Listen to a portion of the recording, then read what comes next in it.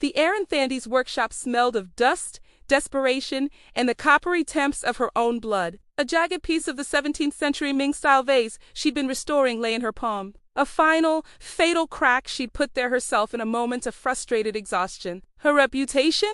Her last major contract? Her hopes shattered? And così se ne Thandy? A gentle voice at the open door. It was old Jacina, the night watchman everyone at the arts complex considered part of the furniture. He held to chipped enamel mugs of steaming rhubarb tea. I heard a sound. I am finished, Jacina, she said, not looking up, her voice thick. It's beyond repair. He set a mug beside her, his eyes on the fragments laid out on the felt cloth. Ah, I'm Kombothi pot for a king's spirit. Broken. It's Chinese, she corrected hollowly. Is it? He smiled, sipping his tea. A vessel is a vessel. Its spirit is in its use, not its birth.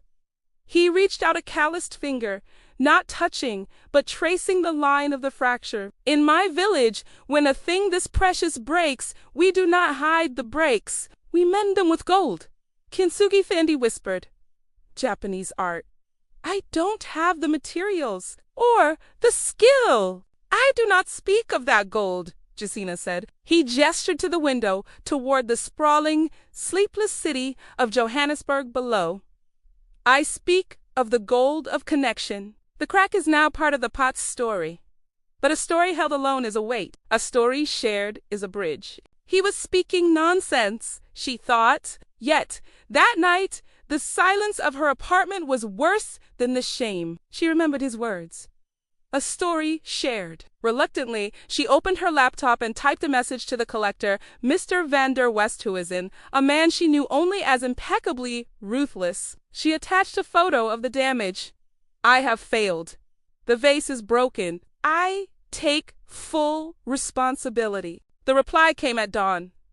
Not a lawsuit, but an invitation. Come to my home. Bring the pieces. Van der Westhuizen's house was a modernist fortress. He examined the fragments in her trembling hands, his face unreadable. Then he led her not to a study, but to a sunlit conservatory. An elderly Chinese man was tending to orchids. My father-in-law, Mr. Li, van der Westhuizen said. He brought that vase out of Shanghai in 1949, wrapped in his mother's quilts. It is the only thing left from that life.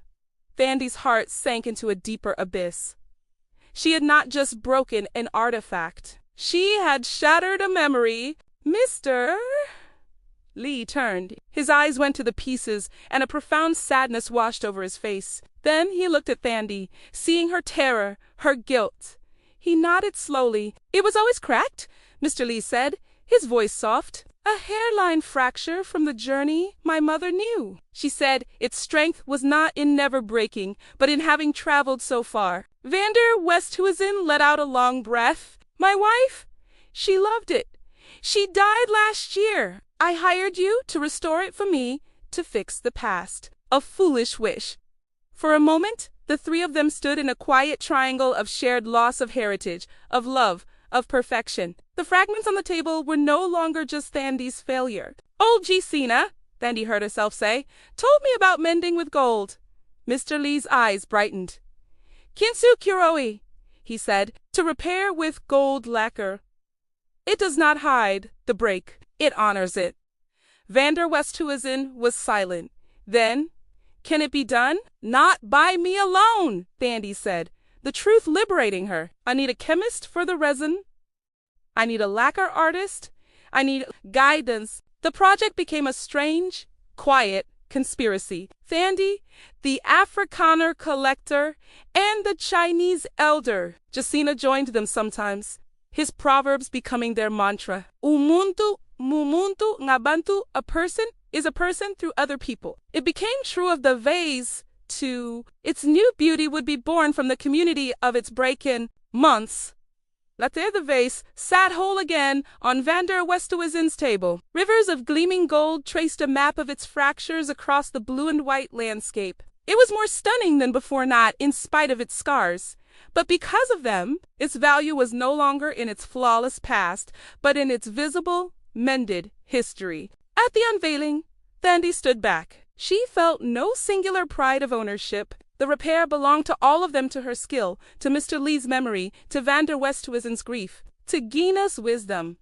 Mr. Van der Westhuizen poured sherry into 4 small glasses. He handed one to Thandi, one to his father-in-law, and walked to the window where Jacina stood, slightly apart. "To the pot," Van der Westhuizen said, raising his glass to Gesina first. Jacina met his gaze, then Thandi's, and finally Mr. Lee's.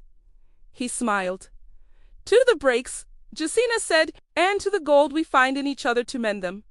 They drank. The vase held the lights, and their shared reflection in its golden seams.